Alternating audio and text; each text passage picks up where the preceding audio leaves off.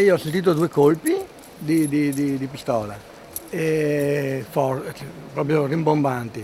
E dopo un po' di casino, urla. Una lite al bar, come possono essercene tante il venerdì sera, ma quello che sembrava un bisticcio finito lì verso mezzanotte al bar Sport da Rosetta in via Contea nell'omonima frazione di Montebelluna è presto degenerato e uno dei protagonisti, un giostraio quarantenne, è ritornato un'ora dopo armato di pistola, esplodendo 3 colpi a terra, uno dei quali di rimbalzo ha ferito al piede il 32enne intervenuto per dividere i 2 rivali, il quarantenne appunto e un ragazzo di appena 23 anni, tutti italiani. Dopo un po' è arrivata l'ambulanza, carabinieri, e da come ho sentito parlato hanno colpito sul piede un signore, insomma, ecco. Non una discussione tra ubriachi, sapeva bene quello che faceva, dice un'altra testimone. È tornato indietro rabbioso contro il giovane che era intervenuto. Lo ha insultato e ha impugnato la pistola. Per puro caso il 32enne non è rimasto ferito gravemente dai colpi sparati senza troppi riguardi.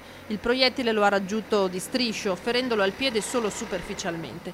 I carabinieri intervenuti sul posto hanno denunciato il quarantenne, già con alcuni precedenti alle spalle, per lesioni e porto abusivo di armi, anche se la pistola non è stata rinvenuta.